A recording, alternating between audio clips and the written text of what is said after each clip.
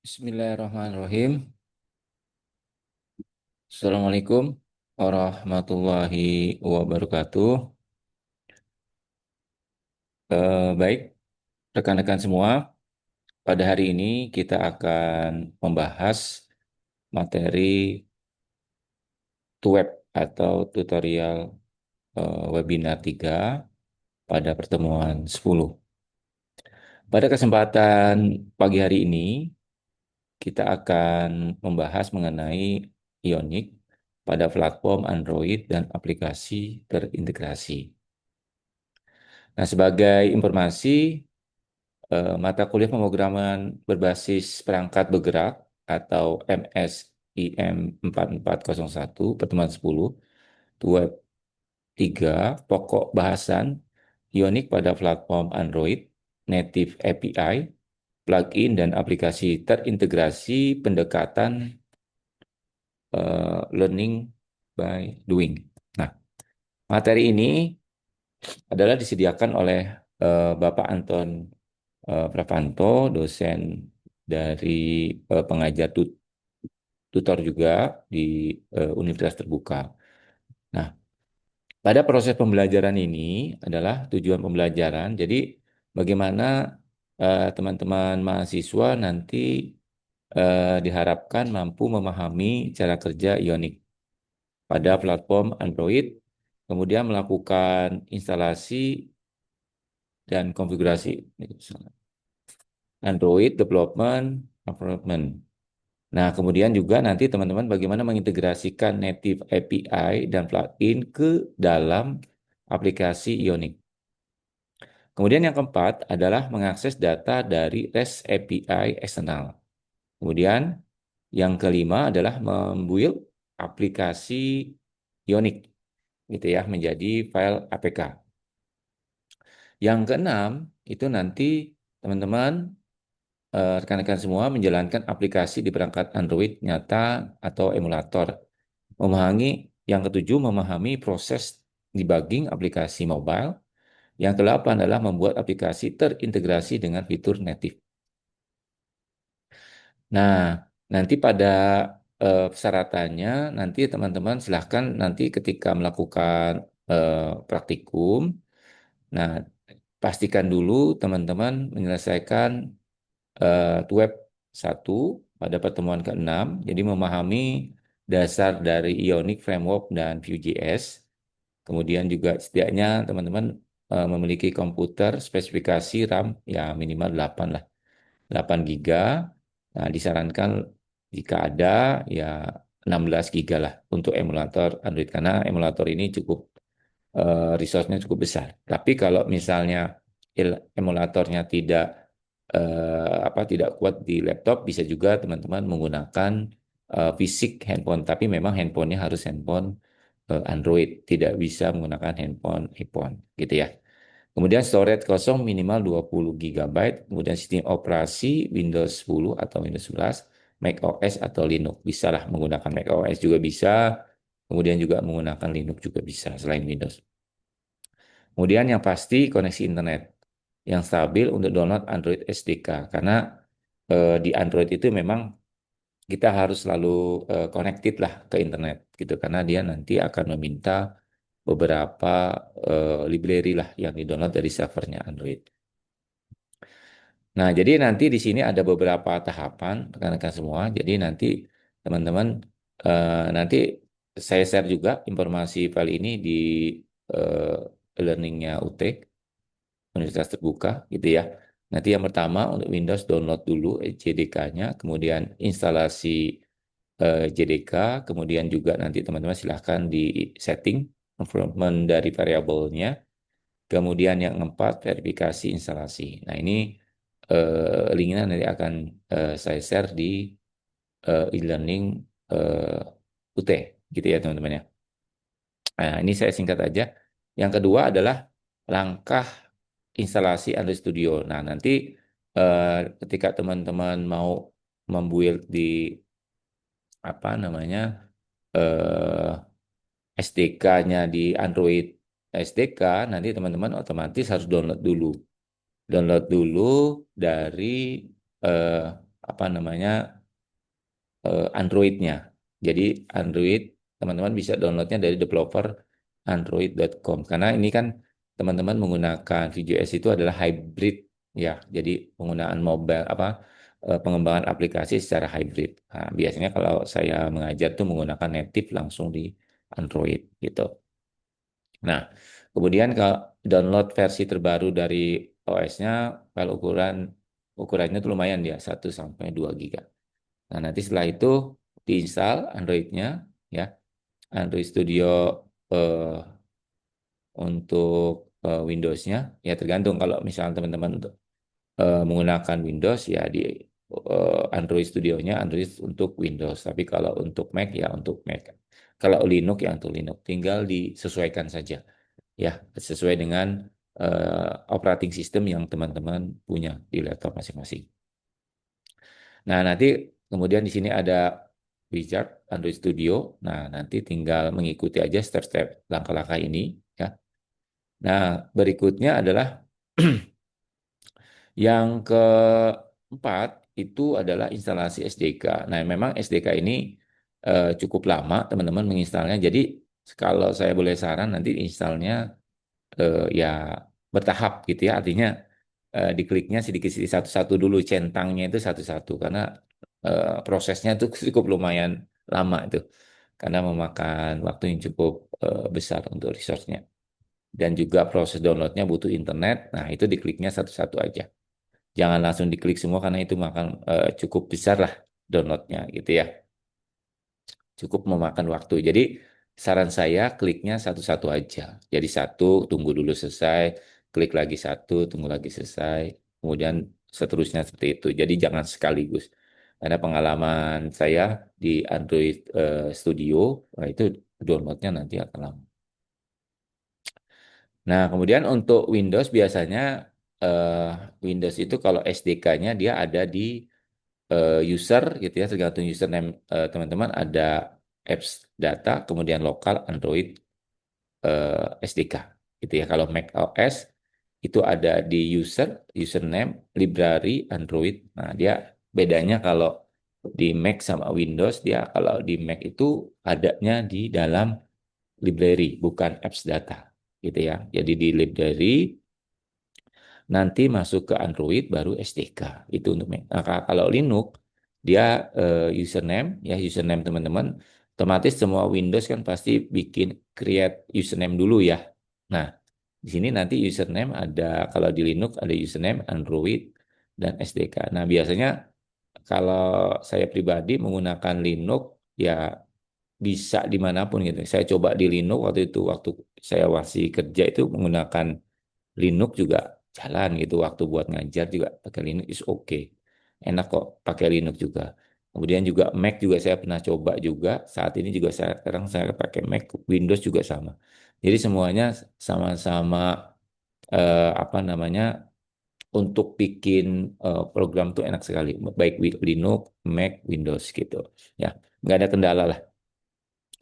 Tapi kalau untuk Vue.js ini memang ya, kalau saya lihat dari eh, apa namanya polanya itu banyak menjalankan menggunakan konsol, ya enak juga di Linux, Mac juga bisa, Windows juga bisa, gitu. Ya, tapi fleksibel aja sih sesuai dengan kebutuhan. Oke, ya. Oke, baik teman-teman. Jadi kemudian untuk setting improvement environment di variabel untuk Android, nanti di sini ada untuk Windows gitu ya. Di sini ada Windows, kemudian juga nanti di sini ada untuk Mac atau Linux gitu ya. Nanti ini bisa ditambahkan di apa namanya padnya ya. Jadi kalau di Mac atau kalau di eh, apa Linux kurang lebih seperti inilah.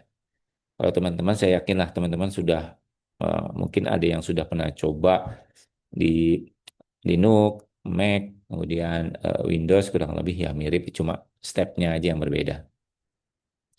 Kemudian kalau untuk verifikasi untuk ADB, nah ini juga ADB penting teman-teman karena nanti banyak digunakan untuk install juga bisa, untuk build program juga bisa, artinya menjalankan APK. Biasanya kalau saya dulu kerja itu kan di pengembangan untuk box STB ya, kalau teman-teman tahu STB buat IndiHome itu. Nah, IndiHome seperti IndiHome lah. Nah, kebetulan perusahaan saya di Dance TV, nah itu menggunakan Android gitu. Jadi biasanya kita pakainya kalau untuk apa namanya, untuk instalisasi, kemudian untuk troubleshoot, biasanya kita menggunakan ADB. Nah, kemudian yang keempat, instalasi Gradle. Nah, ini penting, teman-teman. Jadi Gradle juga penting. Nanti kalau di Windows, ya download dulu Gradle-nya, kemudian diekstrak, tambahkan path-nya, gitu ya. Nah, kemudian kalau di Mac, ya kurang lebih pakai Brew, gitu ya, install Gradle. Kalau di Linux pakai sudo apt install Gradle. Nah, ini biasanya Linuxnya Linux Ubuntu ya. Ubuntu ini udah familiar banget lah. Kalau di Ubuntu ini sudo apk install Gradle. Nah, kemudian kalau untuk membuat emulatornya, ya samalah mirip-mirip gitu ya dengan aplikasi yang lain. Jadi membuat Android virtual device-nya di sini, nanti buka dulu Android Studio, kemudian akses FVD Manager-nya, kemudian nanti di create virtual device, hardware-nya tinggal dipilih, kemudian sistemnya juga, sistem image-nya mau pakai yang mana, Tiramisu, API 33, dan seterusnya. Banyak pilihan nanti. Kemudian di sini ada verify configuration, kemudian jalankan emulator atau tes. Nah, untuk build aplikasi Ionic ke Android, nah kurang lebih caranya seperti ini. Ya, teman-teman nanti bisa sebagai referensi lah. Nanti teman-teman bisa menggunakan ini, gitu ya.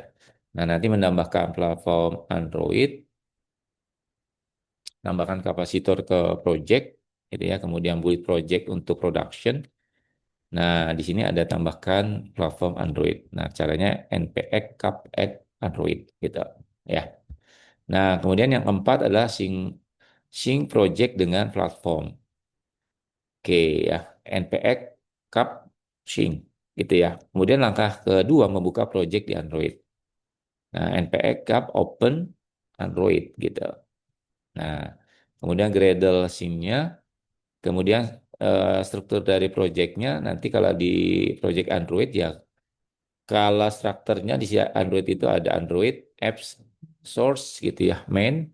Kemudian di main itu nanti ada asset, public, Java, REST gitu ya.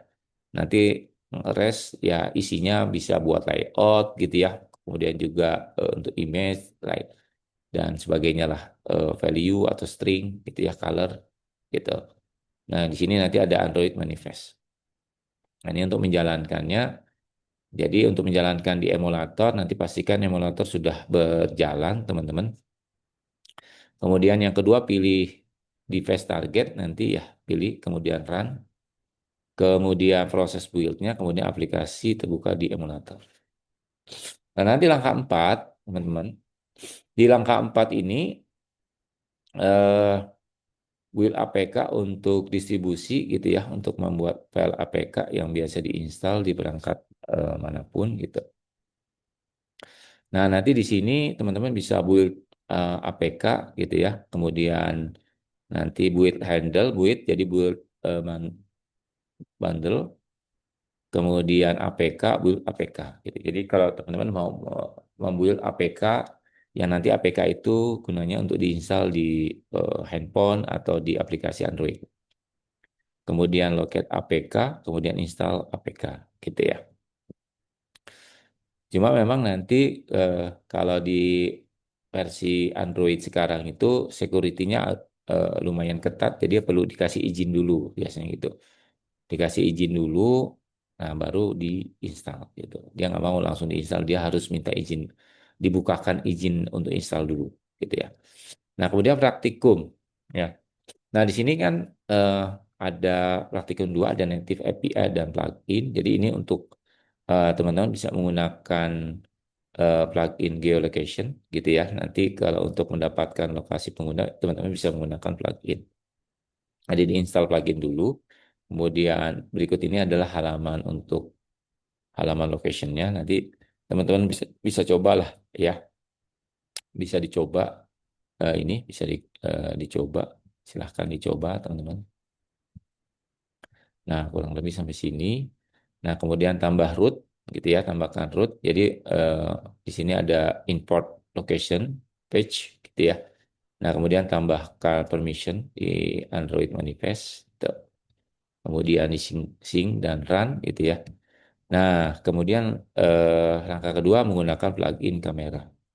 Jadi untuk plugin kamera adalah ambil foto menggunakan install plugin, kemudian halaman kamera gitu ya. Ini teman-teman sih bisa menggunakan ini ya. Di explore aja nggak apa-apa teman-teman. Oke, kemudian langkah ketiga storage. Jadi menyimpan storage, install pluginnya dulu, install npm, install capacitor preference and npx cap sync. Nah, contoh penggunaannya seperti ini ya. Nanti di sini ada implementasi application to do, kemudian praktikum ketiga, akses data dari REST API. Jadi ini kan kalau saya lihat di praktikum itu atau di beberapa di praktikum 3 itu akan ada akses data dari REST API gitu ya. Studi kasusnya aplikasi info cuaca kan. Jadi mengambil data cuaca dari API. Jadi yang pertama teman-teman install dulu namanya npm install Axios gitu ya. Kemudian langkah kedua membuat service API. Jadi membuat dulu service API-nya kurang lebih seperti ini. Nah, nanti API base URL itu apa nih sebagai contohnya di sini ya. Nah, kemudian eh, ini bisa teman-teman coba lah gitu ya di sini lokasinya di sini ada Jakarta, Samarinda, Balikpapan, Surabaya, Bandung.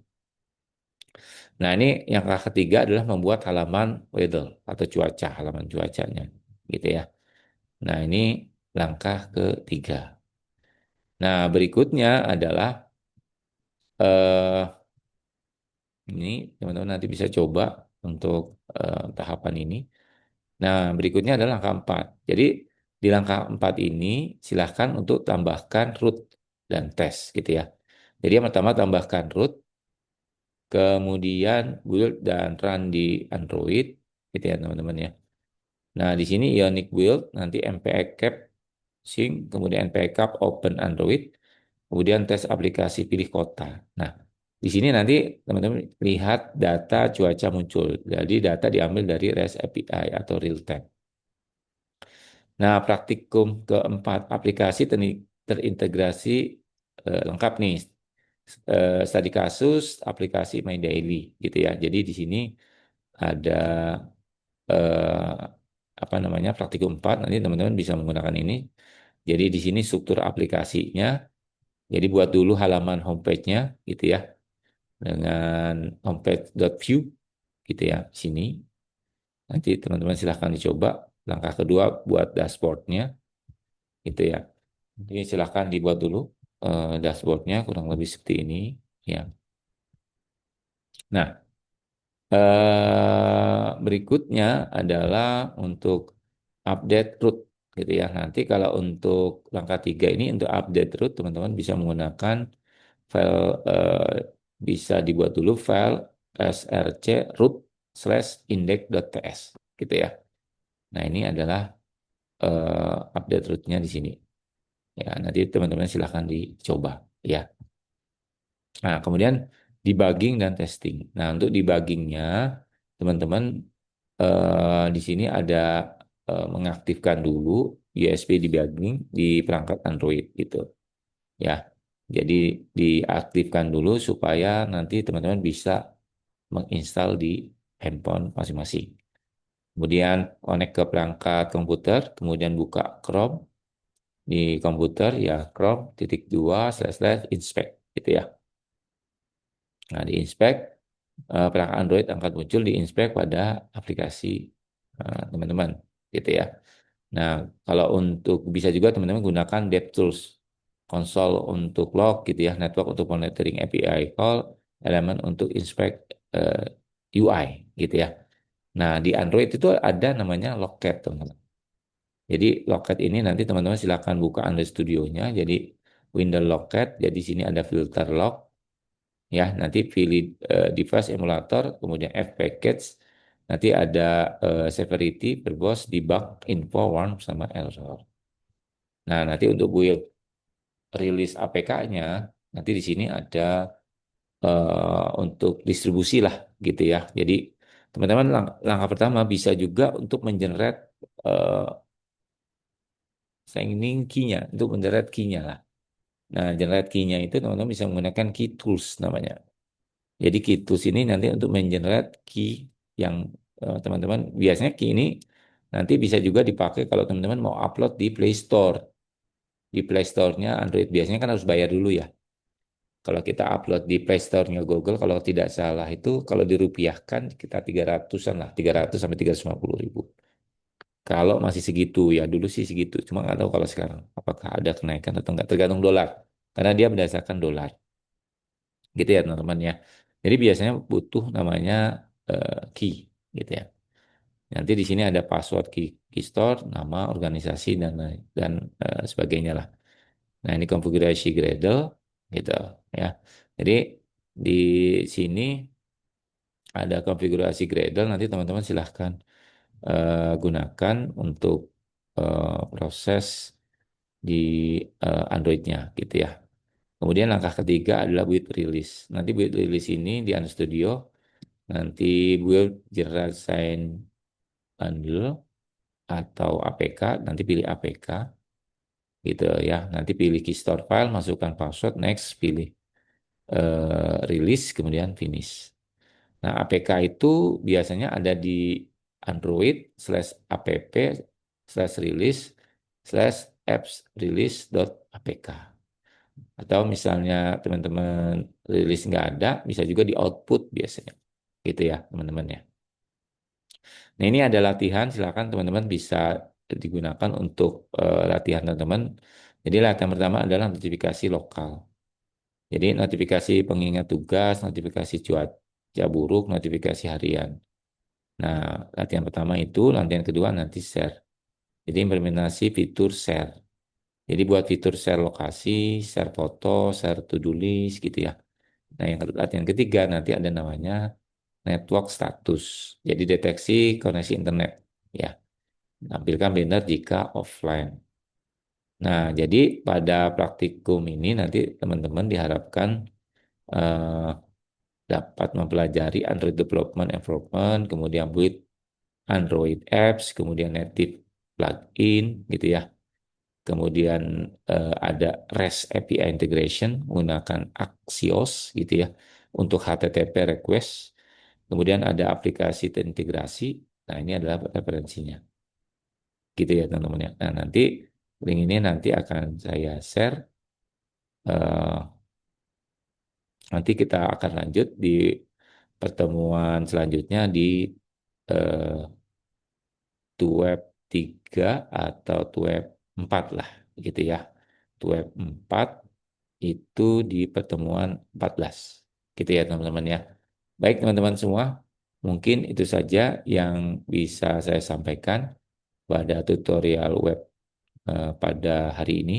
Terima kasih semuanya. Wabillahi taufiq wal hidayah.